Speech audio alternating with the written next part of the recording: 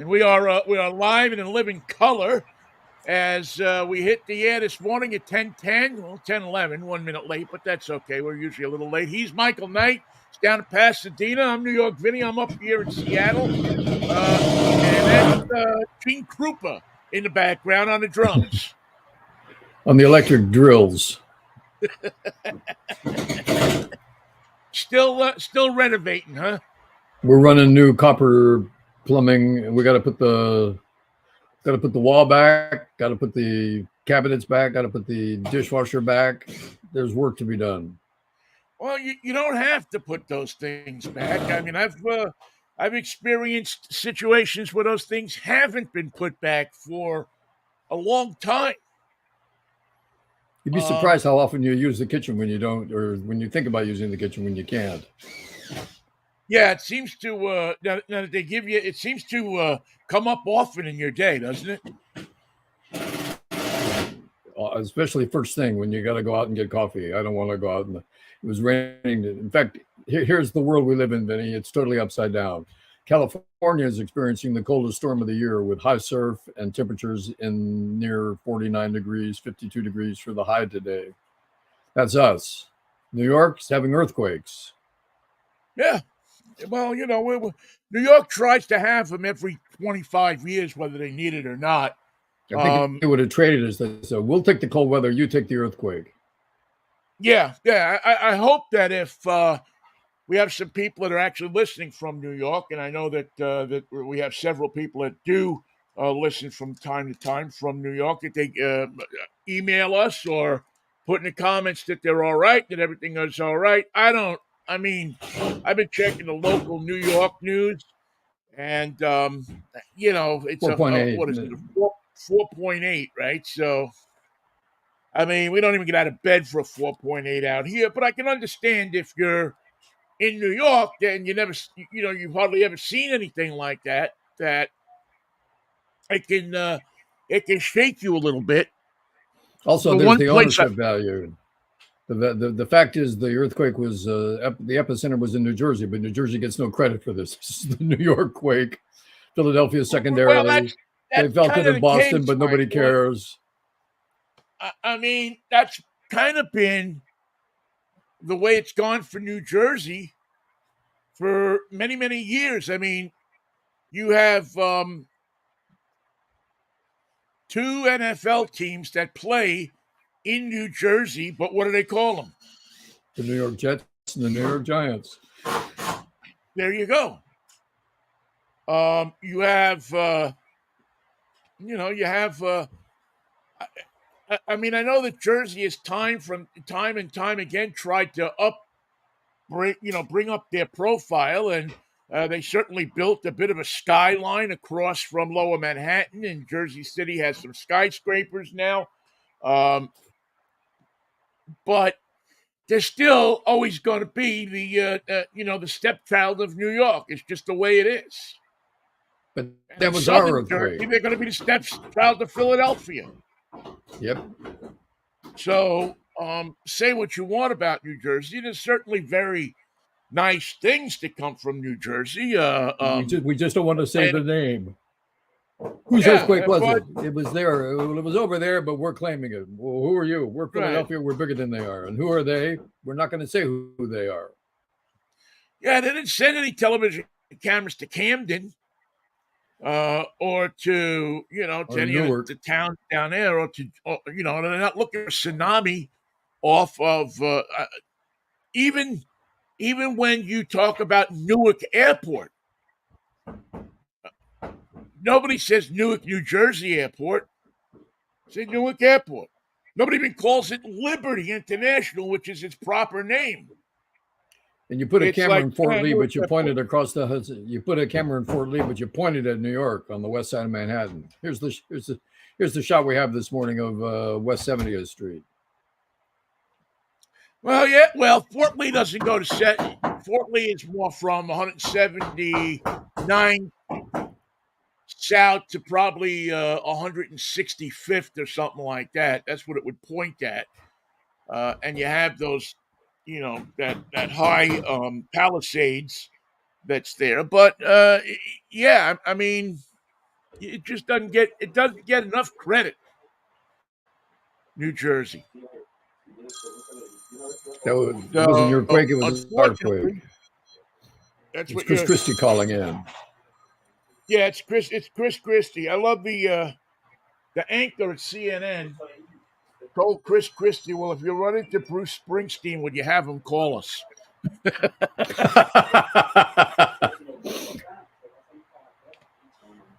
Oh my God! I was enjoying the anchors treading water this morning. They had nothing but 4.8 and the time of the quake. And the question, did you feel it? They talk to each other. Did you feel it? Yeah. Did you feel it? Did you feel it? Sure, I felt it. Did you feel it? Well, I even heard an anchor ask, and granted that the local anchors in New York do not have a heck of a lot of experience in, jumping on the air after an earthquake. I mean, it's just really, that's something that comes from California. I mean, you get an anchor out of the Bay Area, you get an anchor out of Los Angeles, out of San Jose, out of San Diego, and they hear earthquake and they know exactly what to do. They talk about the seismograph and talk about the Richter scale and talk You about the gotta call it. emergency services.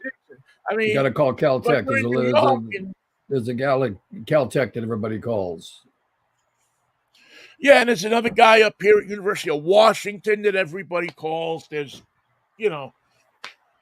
I guess these are the people that are in charge of the Richter scale.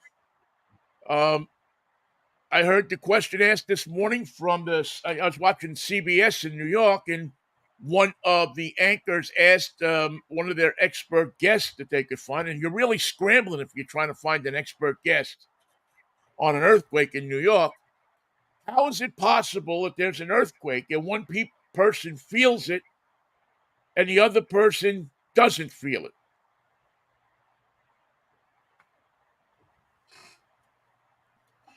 I don't know. And there's your answer. Yeah. That question is a non-starter. And why does one person have an orgasm that lasts 10 minutes and another one 10 seconds? I mean, you might as well ask that question, right? I mean, it's... And if you have it during an earthquake, it's even multiplied again. Well, if you have it during an earthquake, you're ruined for life, I would think. I mean, who was Richter? Did Richter have any brothers and sisters? Was there like a Billy Richter and then Bobby Richter? Which Richter did you talk Bobby to? Richter I talked to Billy. Bobby Richter is famous for inventing the speed gun, the drugs gun that cops use to pull over speeders. And then Andy Richter, we all know about, was the sidekick for Conan O'Brien, wasn't he? Yep. And Sister Richter was a member of the Grey Nuns of the Sacred Heart. And they felt it. They felt the earthquake. And they all the Richters checked in and said that they felt an earthquake. So we have that. The Richters are accounted for. They're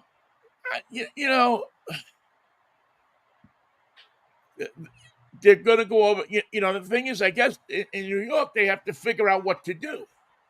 Like again, it's not an occurrence that happens. If somebody gets shot in New York, they know what to do. If somebody gets hit by a bus in New York, they know what to do. If somebody, is missing a kid, they know what to do. Earthquakes, I don't know that they know what to do so much. In fact, when was your first one, Vinnie, when you came west? My first earthquake was actually in, the late 70s. I was in San Francisco. Good place to have your first one. That was my first one. That was like probably 77, something like that. 78, somewhere in there. I was at my friend's apartment on Golden Gate and Baker. Probably in San Francisco, and I was taking a shower.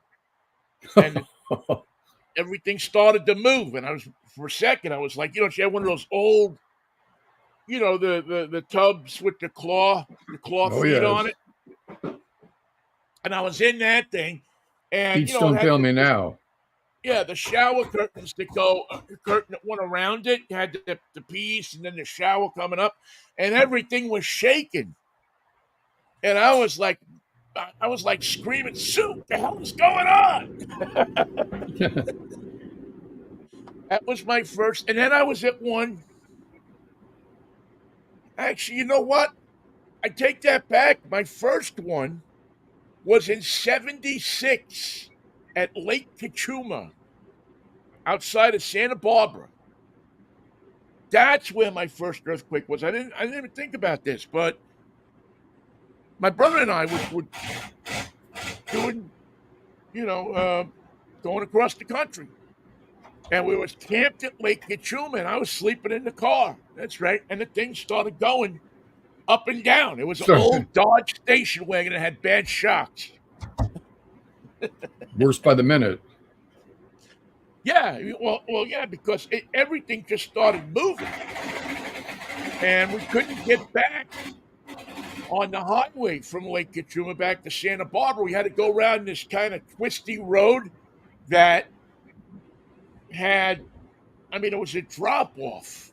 I mean, I remember I'm driving the car down the road, and the car, the suspension is shot. It needs shocks, and every time you turn, the body's going one way, the wheels going the other way, and that was the first one. The second one was at Sue's house, and then of course several after that. I mean, you know, Well, after two of them, you become a veteran, right? I've had a couple here in Pasadena just this year, very small ones, noticeable. If I hadn't been sitting on the couch and the couch hadn't moved, I would have said, well, that was a truck that went by.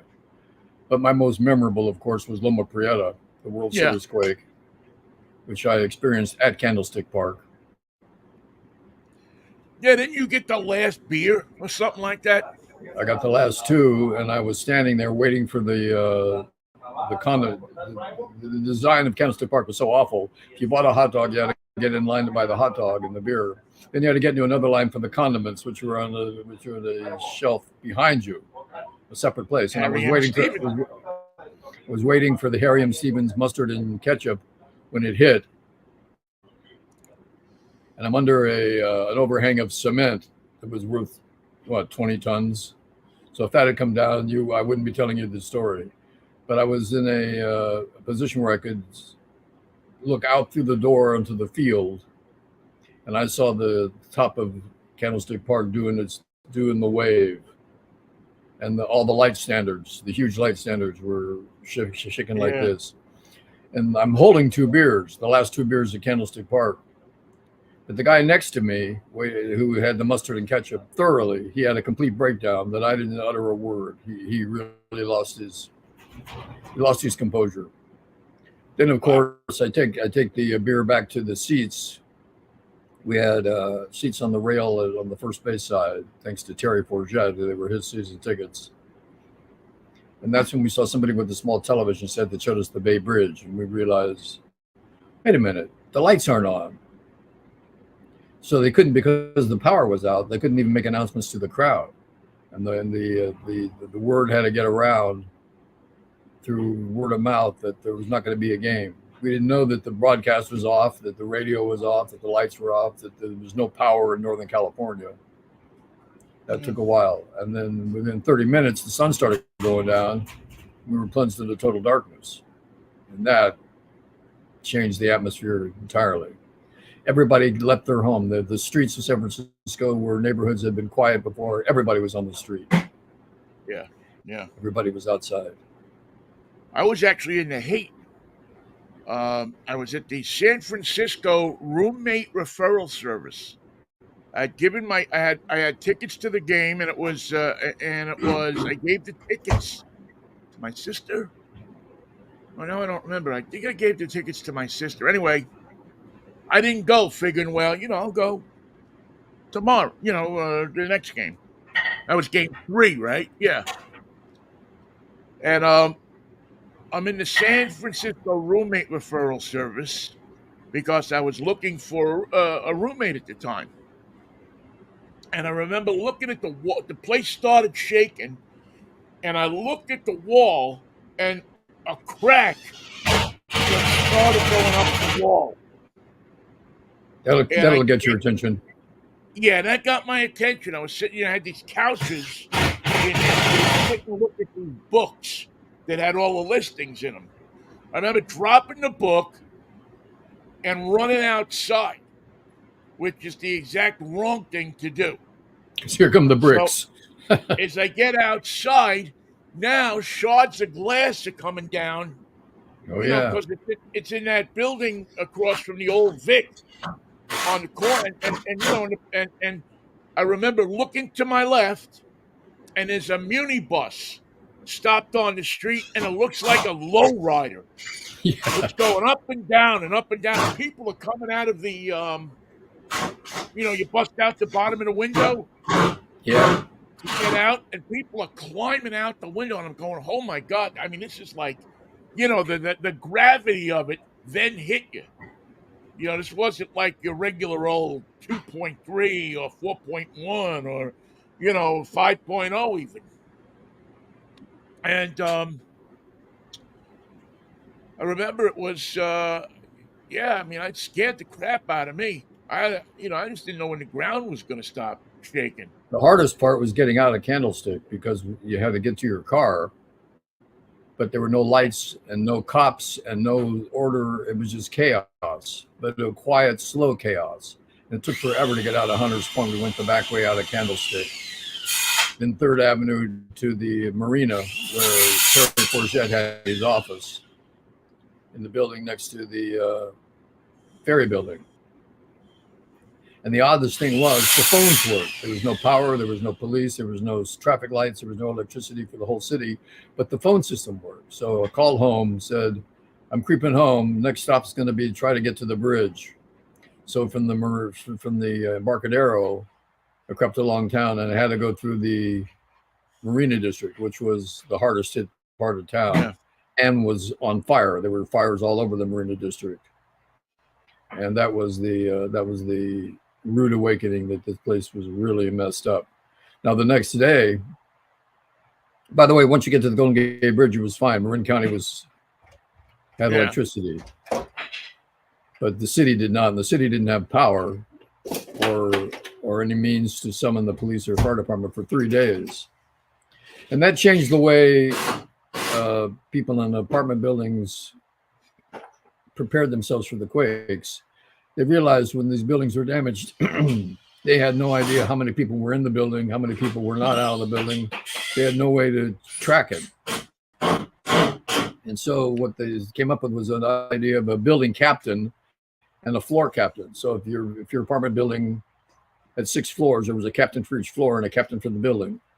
The floor captain would report to the building captain, and if there was an earthquake of similar dimensions later that on. That didn't happen for a lot. And you could find out who's here, who's missing, who's trapped, who's okay. And that was one of the hardest parts of the recovery, was not being able to understand who was still in the building, who got out safely, or who was injured, or who spent the weekend in Cincinnati and wasn't even there. And you just had, especially down in the marina, so many buildings that pancaked. Then you had the highways, and thank God that the World Series was on, because it cleared the traffic. There was certainly the Nimitz, and which pancaked, which was the double deck freeway that pancaked, and people were stuck in there for weeks. I mean, what was it? 2 weeks they got that last guy out. Yeah, I mean, it was horrible. It was just. I just remember the glow of the Marina District. Marina fire, yeah, on fire, and I actually it was the only light. It was the only light in the city. Yeah, it was. I remember going down to the Red Cross on was it Sutter? It was like on Sutter Street, and what do you call it? Volunteering. Because I had a pickup truck at the time, and they asked for people with pickup trucks or any kind of truck to come to the Red Cross headquarters because they were trying to get blankets and food and stuff down to the people in the Marina District. And as a matter of fact, I still have it in my stuff. I have my windshield sticker that if you volunteered for the Red Cross, they gave you a windshield sticker that would get you behind. You know, if you went down to the end of Fillmore Street, you couldn't go past what do you call it, Lombard Street. They wouldn't let you on the other side of Lombard, and certainly not on the other side of I forget that the shopping street down. Bay. No, it wasn't Bay. It was before Bay. It was like a block past Lombard. I can't. Anyway, but with that pass, you know, they set up the relief center at the school, Chestnut Street. Thank you. Your sister just emailed us here, Chestnut Street. Thank you, Diana. And I remember going down and bringing boxes full of sandwiches down from the Red Cross headquarters. They had volunteers in the Red Cross headquarters on Sutter Street, and they were making peanut butter and jelly sandwiches, and they had these toiletry packs, these emergency toiletry packs. And I'll never forget this. If I live to be 1,000,000 years old, I'll never forget. I pull up with my pickup truck, and you can go in. They got a thing set up so you can come into the schoolyard at the Marina School there. That's where they have the thing set up. And there's lines of people. And I never forget this. Standing in line, on the line to get his toiletry kit and his peanut butter and jelly sandwich Yankee Clipper is Joe DiMaggio. Standing on line like everybody else. He always lived in the Marina. Yeah, I mean, you're a cab driver, especially if you were a cab driver down there, you saw him all the time. You know, he's always walking around down in Marina Green. And I just never forget that. I'm looking at, here's this guy, is arguably one of the most famous people in the world. And he's standing on line like everybody else. A good kid from North Beach. No, get me to the front of the line. No, I'm Joe DiMaggio. You know who I am? You know, that kind of stuff. None of that. Didn't you used to play for the Seals? Didn't you used to play for the Seals with your brothers? Yeah. It was so weird because, and I tell you the gravity of the situation. I mean, I was down there probably watching him almost an hour in that line, and not one person walked up to him and asked him for an autograph. Oh no! I saw people talk to him, and he would smile and talk back to them. But I didn't see anybody. I never saw him pick up a pen and sign an autograph or anything. Which I thought was a very proud moment. I was really very proud of San Francisco that here was this crisis, and here was arguably the most famous person in the city, right? And nobody was walking up to him, bothering for I mean, everybody was kind of going through this tragedy together. They were talking to him, and he was talking to people, but I didn't see anybody run home and get a baseball or something and have him sign it or anything like that. And when he got up to the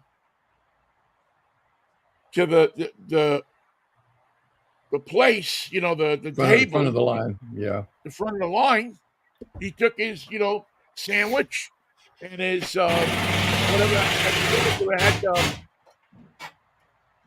like those packets, the juice packets.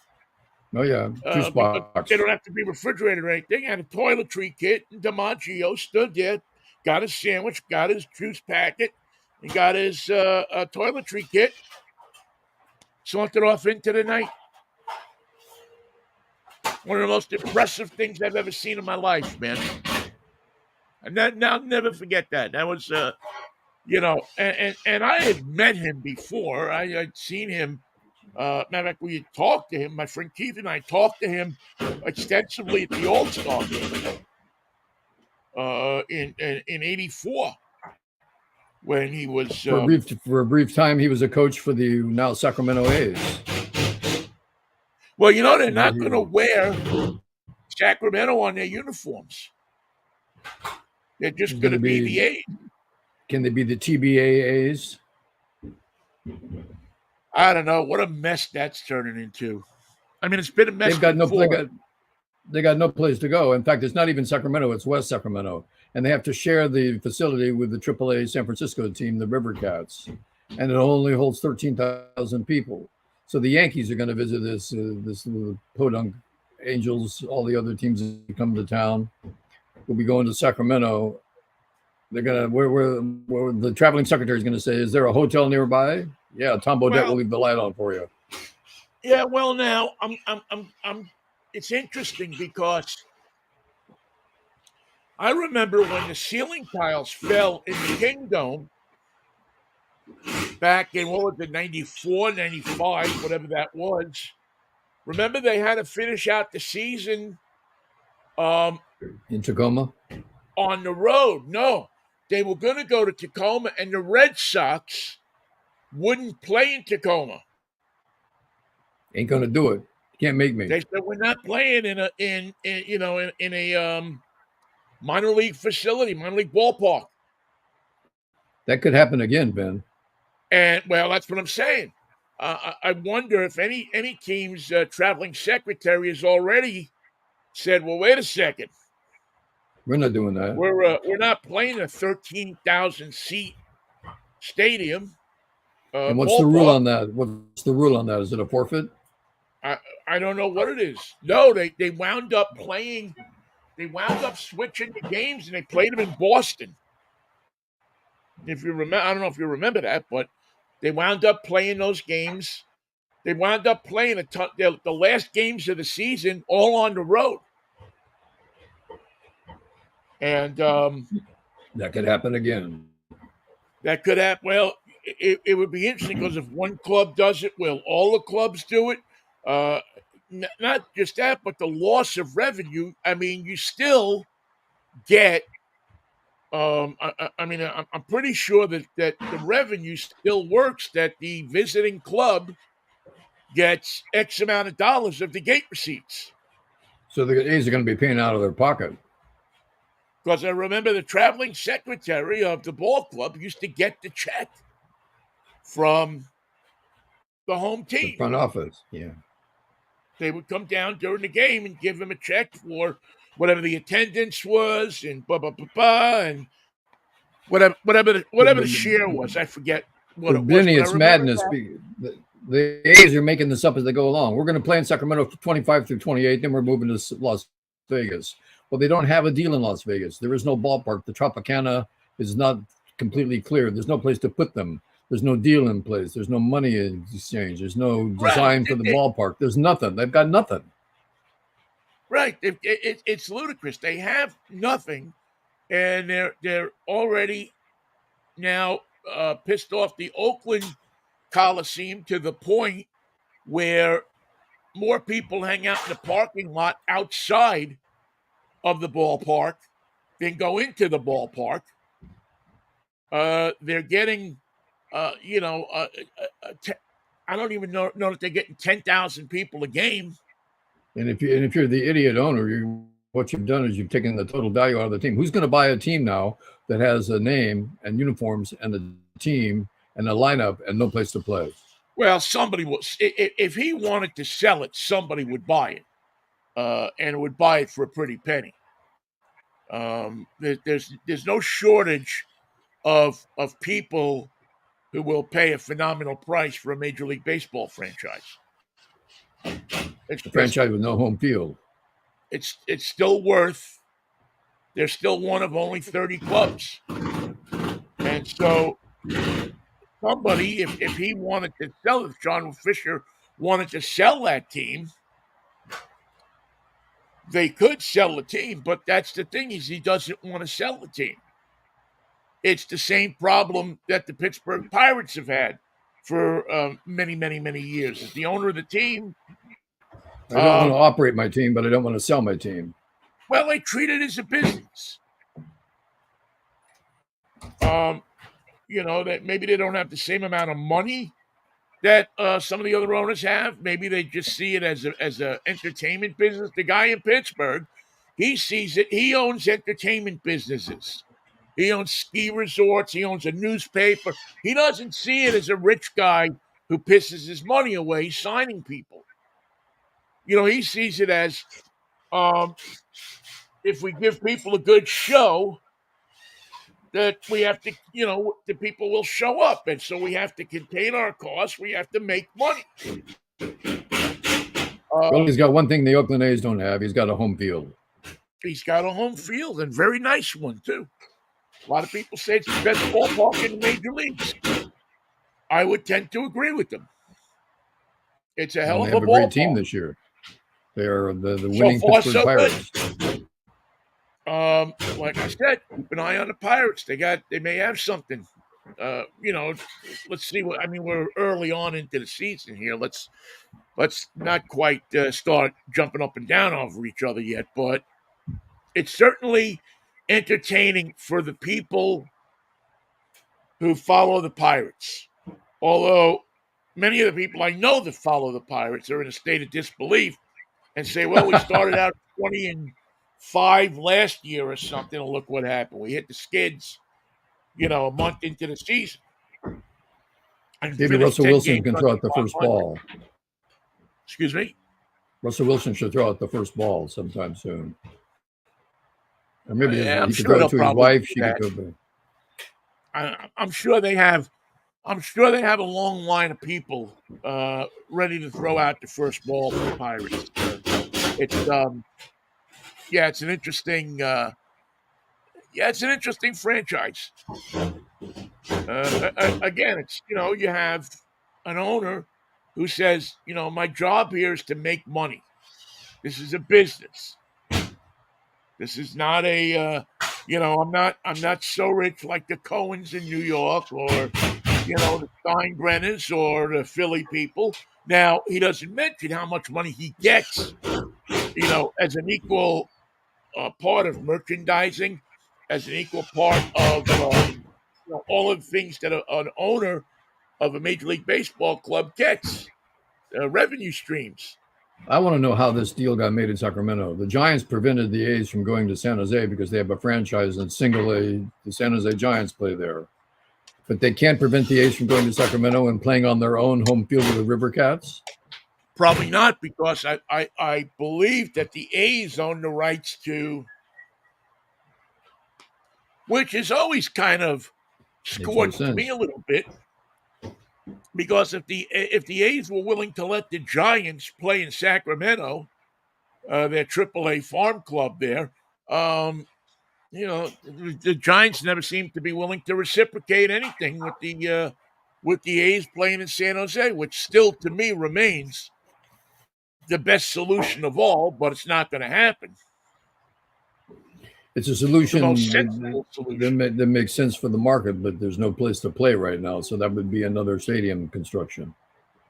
Well, yeah, but I'm pretty sure that you would get enough people together down in San Jose to be able to privately fund a stadium down there.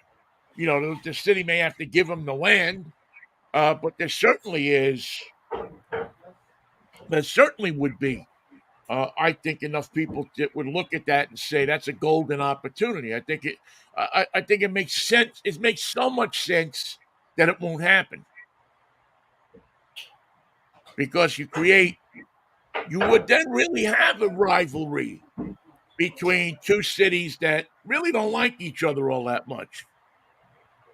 I mean, people in San Francisco, they don't care about Oakland. Right? I mean, the thing is, there's two places they don't like. They don't like San Jose, and they don't like Los Angeles. San Francisco people. People up the peninsula, the Giants fans. It's worked out well for the 49ers, right? I mean, the 49ers have done quite well playing down there. Well, they moved. They can't win the big one, however, since they moved. Well, but that has nothing to do with where they are. It might. Their revenue streams and It's the everything vibrations. have increased. Santa Clara vibrations are all wrong for the 49ers. Well, they may be wrong, but the city of San Francisco didn't want to build them a stadium or didn't want to do anything. Didn't want to do a damn thing, and that's exactly what they did do. Nothing. They did nothing, and now they have, and now they don't. They have a baseball park, but they don't have a football team. Although they're called the San Francisco 49ers, and they have a new place for the Warriors, a new home for them down on the waterfront. Right. And they built the Warriors a place. Although I don't know how much public money went into that. Again, I don't know what the appetite for public money going into stadiums right now is. And to be quite honest, I don't see a stadium on the Strip being a great attraction. Because much better. The whole point, what you do? What's the whole point of a casino? Big money. People inside. Don't go out. Stay right here. There's no windows. There's no sense of time doors. when you walk into a casino. Time doesn't exist anymore. Why would you want to send people outside to a place that you can't gamble in? Who owns the Tropicana, the land that used to be? I don't know. Tropicana. I don't know. I don't. Like I say, I'm sure that they'll wind up building. I just don't know that it's going to be. If they were going to go to Las Vegas, why wouldn't they play at Cashman Field? I mean, major league clubs play there. Every year, there's spring training clubs play there. They haven't got so something stinks about the whole deal. It's not going to work. Yeah, the A's are on the market for something. Here's an interesting story. Remember, I told you about the $100 million jewelry heist up on Cajon Pass a couple of months ago. The people who decided to. Well, we had another mystery. Say we can do this. Had another mystery robbery in L.A. When the armored cars pick up the cash from the bank, you think they take it to another bank. It turns out they don't. They took it to a warehouse in Silmar, California. They took it to just a warehouse, a non-security warehouse. So these armored cars take the money, cash, put it in this warehouse, and then they just drive away. Somebody hit that warehouse over Easter weekend. $30 million cash gone.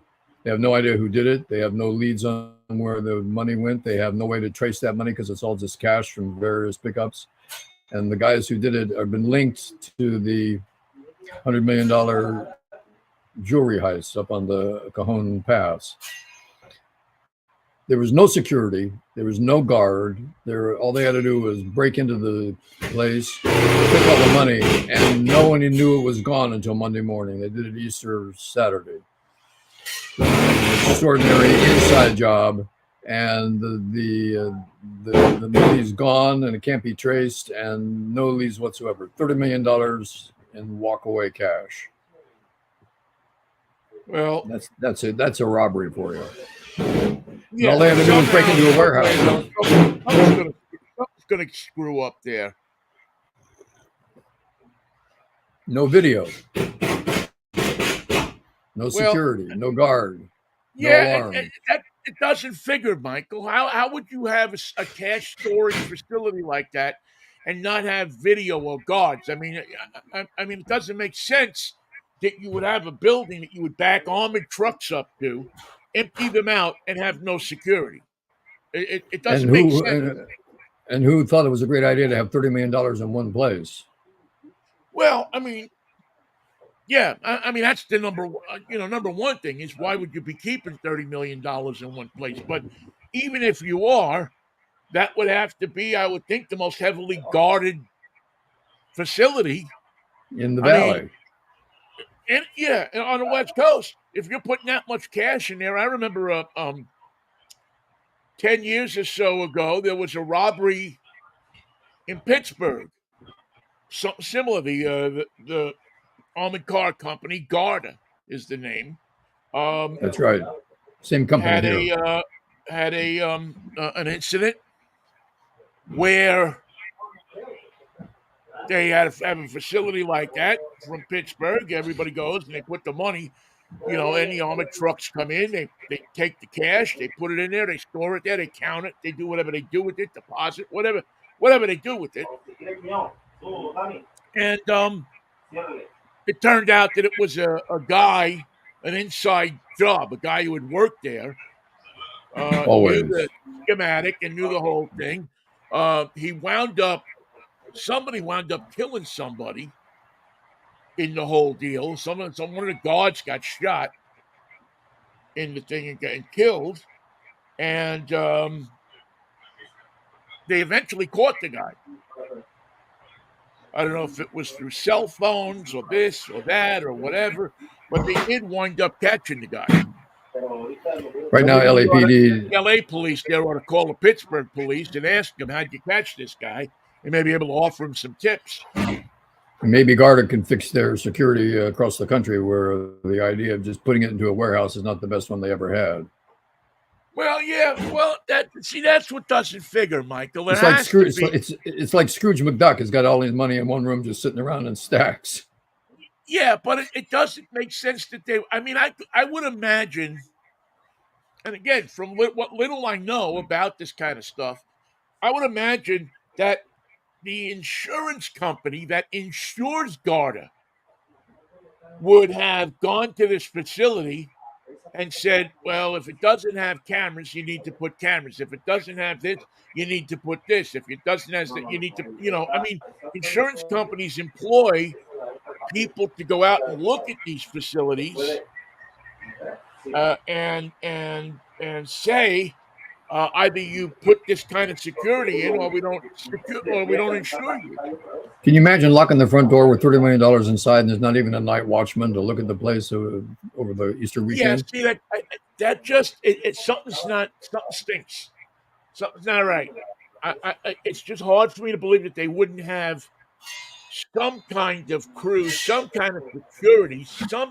Obviously they probably have cameras and stuff like that, but it just doesn't seem to figure that they would have no security. I don't know. Stranger things have happened, but this is pretty strange. Really I want to read about it because there had to be. I just find it hard to believe that a company like that would have no security whatsoever, and if they were, shame on them for losing it, right? Here's a strange story for you. I remember I told you about the show on Netflix called Three Body Problem. It's based on it's based on a Chinese story written by Chinese authors, and the show was produced originally by Chinese producers who got into a war of words, and one producer poisoned and killed the other producer before the show was aired, and he did it so the guy would never see the product on the air. He studied poison. He found an exotic toxin, killed his partner, and did so before the show was ever aired, so that he would never see it on the as a finished product. Really? Yeah. Well, that thought that was a little different. There with the woman who poisoned who wrote the children's book about grief and then poisoned her husband. He had to go. What was his name anyway? Biff. It was Biff Chickerman, wasn't it? Yeah, I don't know the guy's name, but his the father, I guess, the father of the wife, I guess, died, and she wrote a book about dealing with children dealing with grief, She and I became an guess expert. the book was so good she became an expert, and because she poisoned her allegedly poisoned her husband. Well, he was in the way, and he never liked that book anyway. He always criticized her. Had to go. He had to go. Yeah, it Speaking definitely. speaking of public support for ballparks, the good people of Kansas City, Missouri, and Kansas rejected a, uh, a ballot measure that would have supported and refinanced the stadium for the Kansas City Chiefs and the Kansas City Royals. And you'd probably say, well, how come you're not supporting your team? The Chiefs are the world champions. They say, yes, the Chiefs are the world champions, but the Royals stink. We're not giving them a dime, nothing for the stadium. And they rejected it. No public money will support the refurbishing of that facility. Well, the Royals were only in the World Series, what, 7 years ago, right? Was it 7 years ago? Was it that soon? 2015. 7 years. 7 years. Is that once a team doesn't get into the World Series for 7 years, we don't support them anymore? Is that? I mean, Well, the Giants went to the World Series 3 years, and now they don't go because they stink. So the Royals, when you stink, you stink. Goodbye. What have you done for me lately? well, I'm sure Las Vegas is looking for. I mean, Las Vegas is the new threat city. And if I were Major League Baseball, I wouldn't want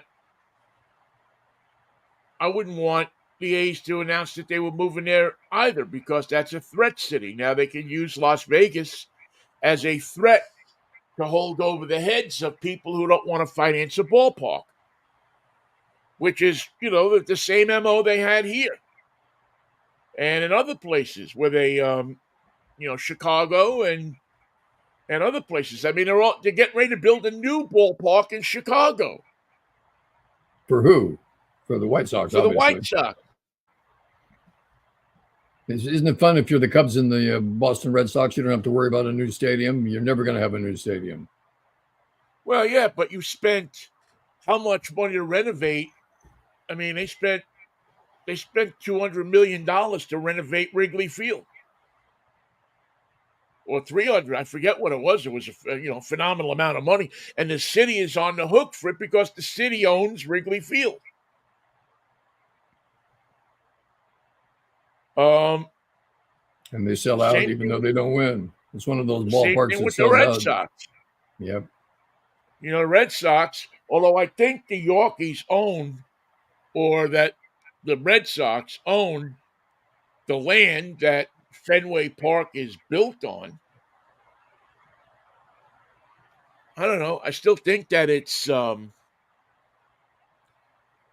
I know that they've spent a ton of money over the last 10 years renovating um, Fenway Park. They've put on, the seats above the Green Monster, and they've built out the clubhouses so that they're actually can host human beings instead of hamsters. So I don't know, but The hamsters had a nice shower, though. I'm sorry to see that go. yeah, I just think that. I mean, I don't know. I don't know the situation in Kansas City. I know that Kansas City built a basketball arena uh, 8 or 10 years ago, or maybe less, uh, in anticipation of getting a basketball, an NBA, and an NHL team, and have neither. But they got this big, beautiful arena sitting there that doesn't get used as much as it possibly could. I think, again, Michael, I think that the appetite for public funding for sports teams That's a thing of the past. is out, is done. I just don't think that there are many municipalities who are going to say we're going to dump $500 million into building a ballpark or into building a football stadium or into building anything that's going to profit a sports team. Because the old lines of, well, it's a community thing and everybody can go, well, come on, it's $60 to park your car at Safeco Field. If that's the case, if that's what people have to look forward to, then I don't think there's going to be an appetite for that kind of thing, That especially if the city is strapped for money. that Mariners parking lot, is it one level or two levels or three levels or below Oh, ground it's like or what 5 is it? levels. It's Good. like 5 levels. I just and I think here, it's an optimum of situations where the Mariners make money. I mean, that was the intended purpose to build the stadium, was so that the Mariners would make enough money to sign good players and be competitive. But they have to pay their Um, executives, Vinny. They have to pay them first. well, they operate on the same principle that the Pirates do. That We it's a stink, but we're a business, business. Yeah. right?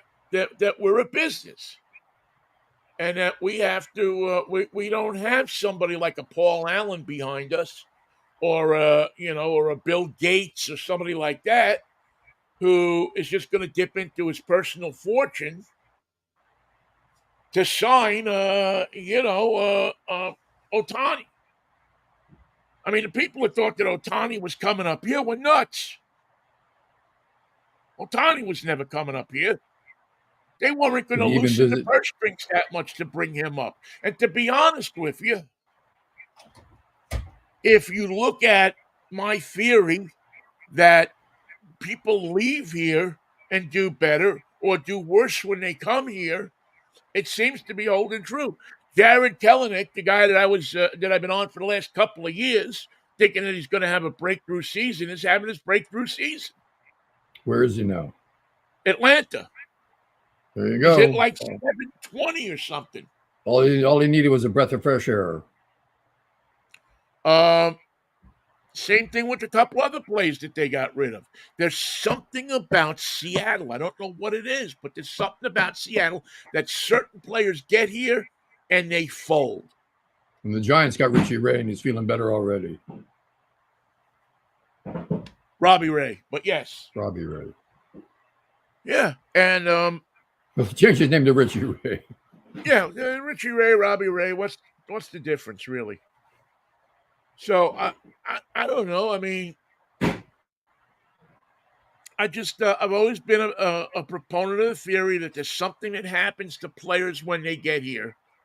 I don't know if it's the gray skies. I don't know if it's computer people do well when they get here because they always got their nose buried in the computer. But If if you got to you're a go outside and baseball play catch, player, you got to you get want outside. warm, you want heat, you want you want sunshine. I saw You want sunshine summertime. 3 days out of the last 20. I'm just saying. Um, I heard some good news. I got some good news. Tell. We're gonna feature this tomorrow on Drive Time, which will be right here at 11 o'clock tomorrow morning. But you know that I think I've mentioned this to you that the family that owns the Triple X root beer out in Issaquah has retired, and they just basically walked away from the place. You're not going to sell it? Well, they didn't. They just all of a sudden one day just retired. Wow. Had enough. And so the owner of the place, very nice guy, Pete, took all his memorabilia off the wall, took his kitchen equipment out, and is gone. So the building More has root been beer. sitting there, empty. Well, it just seems to have come up that the folks from Burgermaster, which is another one of the chains here, and the last remaining chain, I believe, that has car hop service. That they come to Do they your have? car with a tray and put it on the window, and you eat in the car. Do they walk or Um, are they on skates? no, they walk. Although I think sometimes they're on skates. Anyway, it seems that they have reached a deal to take over the Triple X. So I'm waiting to hear back from the folks at Burgermaster, but I'm thinking that we're going to have the head of Burgermaster on tomorrow For a drive-in to special. talk about their plans, because the Triple X is an iconic place here in Seattle for car people. I mean, you go to a Sunday afternoon in the summer, and Triple X is loaded with hot rods. They have Corvette days. They have all different kinds of meets there, car shows. Get a cherry Coke and a Green River to go. You get a root beer float, man, and you're sitting there and watching all kinds of cars. And so I think that hopefully we're going to have them on. And If this is not, in we'll at least this. It's in Issaquah. in this spot. The only other place that's like that left around really is King Charlie's Drive-In up on Route 9 in Snohomish. Have you ever been to Snohomish? I have, although I'm not from there. So then you wouldn't understand. No, I don't. The whole time I was there, I didn't understand a damn thing anyone was saying.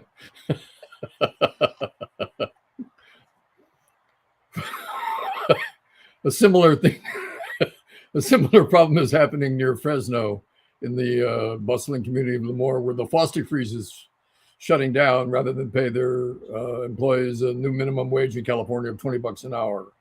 They said that doesn't fit our business plan. We're out of business. Goodbye. Lock the door. No more Foster Well, that Freeze. No more sucks. nothing. A Well, few people the good were thing willing to about work for that is, $10. If you were willing to work for $10 an hour, we'd be open for business. But you want 20, we're closed. well, you know what? Show me, show me that you're not, as an owner of that place, that you're not making money.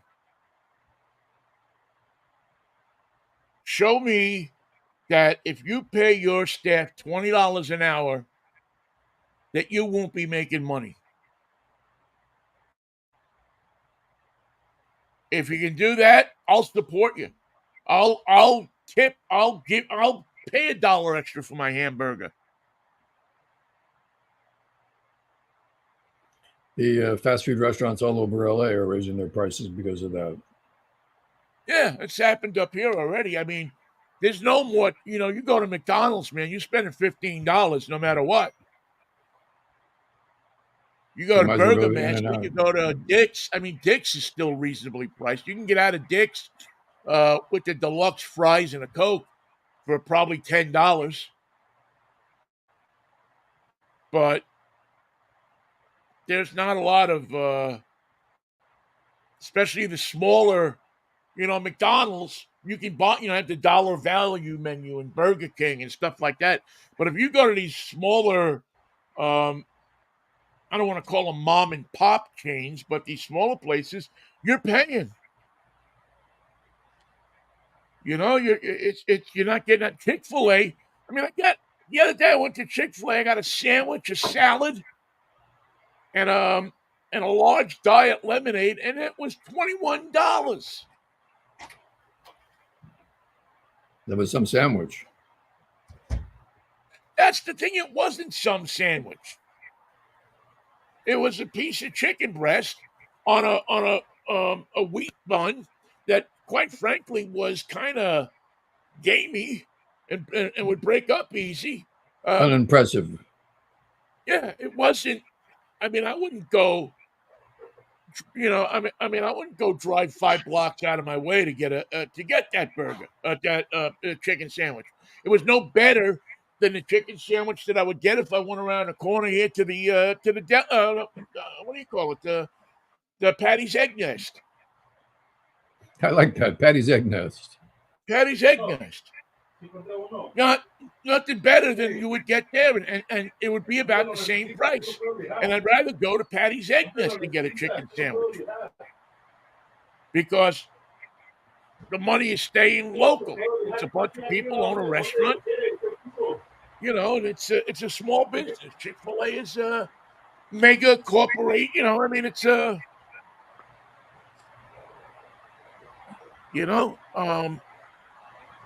I don't know. I just think I struggle with this with a friend of mine because we always talk about this. He owns a business, and he has trouble finding people for his business. What kind of business? They do decals on the sides of trucks. Magnetic decals. No. This is like if you see a Lucky trailer going down a block, going down a supermarket, or all different kind of big corporations. They put the graphics on those trailers. This is big Right. time stuff, and they there's always seems to be a complaint. They can't find help to work for what they want to pay. And I said, well, you got to pay them more. You have people who do specialized work. You have to, I mean, I guess if you're running McDonald's, you can make a gazillion dollars a year and pay your people, $10 an hour and get away with it. But if you're a small business and you need those people, I don't know how you get away with it. Well, apparently he's not getting away with it. Well, they're finding people. My old man always taught me, and again, we grew up I grew up in a small business environment. My old man always taught me one thing. He says, if you don't pay people, they're going to steal from you. And in that kind of environment of a gas station, it wasn't hard to steal from people. You could come up with some very inventive ways to steal very quickly. And if you didn't pay somebody enough money that they could live on, but it made it worth it for them to come to work, they were going to steal from you. If you paid people enough money, they would make enough that they would value the job and they wouldn't steal from you. They would value the job. They wouldn't want to get fired.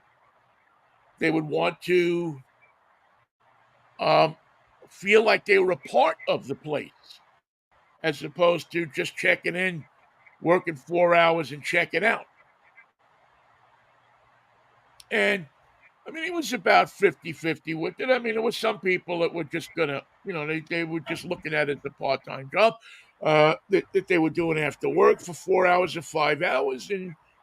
But there was a lot of people who took, because he paid probably $1 an hour more than most other gas stations paid. He made a little less money, but he was able to get better help. And it was part of the business plan. You had to do it. And those costs never always go up. They never go down. Right, because you have to figure that in that business, somebody is going to try to steal from you. Whether it be the tow trucks and doing tow jobs on the side, or a little repair job on the side, or in a gas station, selling somebody 2 quarts of oil that they didn't need. But you keep the empty oil can on the pump island and you stick it in the thing and you put it in and you charge it. And, at that time, the oil was 75 cents a quart. So you put 2 quarts in, it's $1.50. Doesn't sound like much, but if you do it 5 times a night, you got an extra, $15, $20 in your pocket by the time the night's over. Well, according to Frosty Freeze, it's better business to shut the door rather than to pay your people $20 an hour. Maybe it is, Michael. I don't know, but we have to in this. I think in this country we have to come up with a plan where people. I mean, you can't bleed people dry all the time. Yeah, you have to come up with something that's going to be equitable to people that's working for you, allow you to make a profit, right? I mean, that's part of it. Is you want to make a profit, they want to make a profit. People want, I don't just, and it's made worse by executives in these companies that make, you know, $35 million a year, and the guy on that's working on the line at the plant assembling the stuff that you're making $35 million a year, um, selling, is struggling to make his mortgage payment. Now, imagine you deal in Sacramento. You work for the Sacramento River Cats. You sell popcorn during the AAA games for X amount of dollars. When the A's come to town, that's Major League Baseball. Do you get the same amount for selling popcorn in the stands, or do you or do you have to make another contract with the owner of the A's for concessions? It's a good question. Luckily, California is cognizant of that kind of stuff, and I would find it shocking if they paid them one price for minor league ball and one price for major league ball. Well, Part of the the same. deal I would have to think would be that the A's charge the same for popcorn or hot dogs or whatever it is. Then to the keep A's it should say. affordable. Then the A's would make the case that I can pay my pitchers what the AAA pitchers are being paid. We're all working in the same facility. The AAA pitcher makes X amount of dollars. Well, they can't because of the contractual obligation that they signed and are bound by. Right.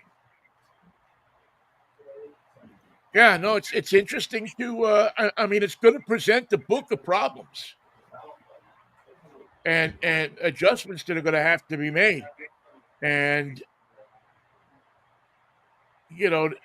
Sacramento is going to have to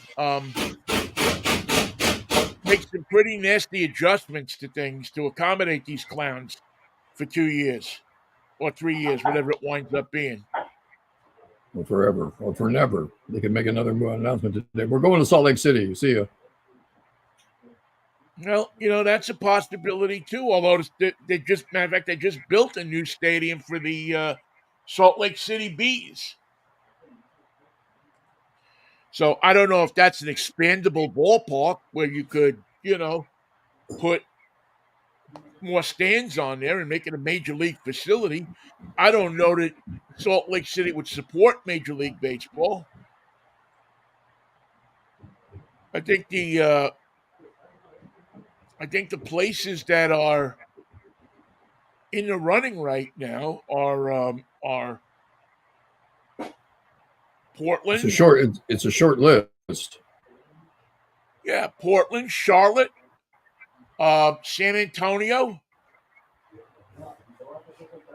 Let me think. Montreal.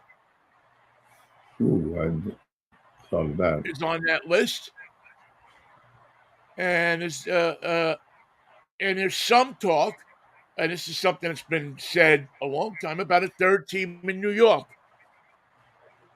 How about Vancouver, BC? Nah.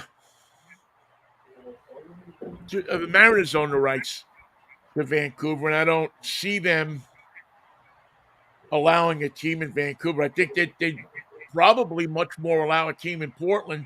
And to be honest with you, I don't know that they would even allow a team there. They might not even allow a team in Seattle of the way things are going. Well, yeah, I mean, it's entirely possible. Hey, Vinnie, what are you driving? Mikey, I'm driving the Toyota Tundra iForce IMAX. Big ass pickup truck. This is a big ass pickup truck. If They you should have have a just called big it that. ass, you This is can a fit truck for into you. this truck. This is not a truck for the weak of heart. This is a large truck, Michael. This is a truck that What's it equal to? A 150, a 350? What is it? it's equal to a 150, to an F-150 or a Chevy Silverado. Although, just from first glance, I think the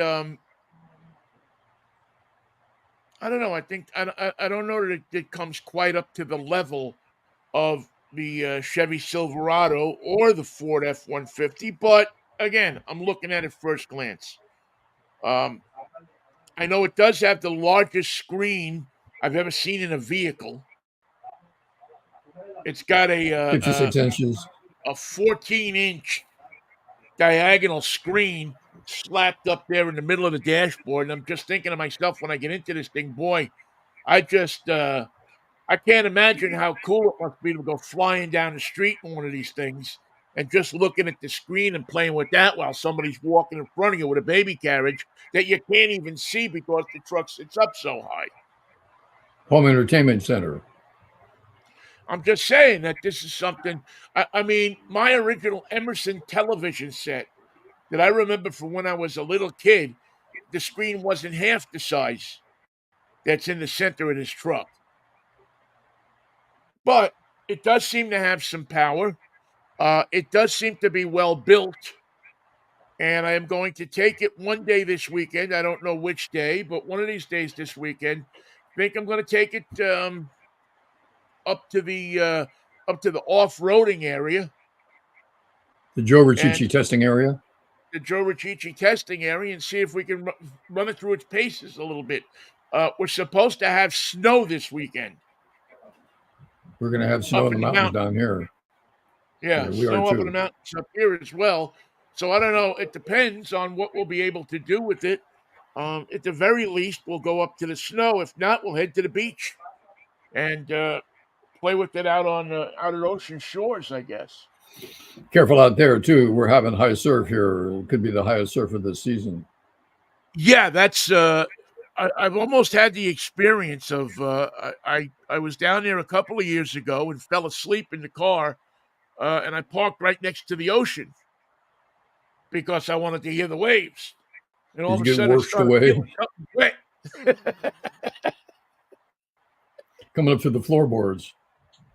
Yeah, it was a lucky thing that I woke up when I did because the surf was coming in and it was getting high, and it probably wasn't going to be too long till I was going to be taken out to sea in this car.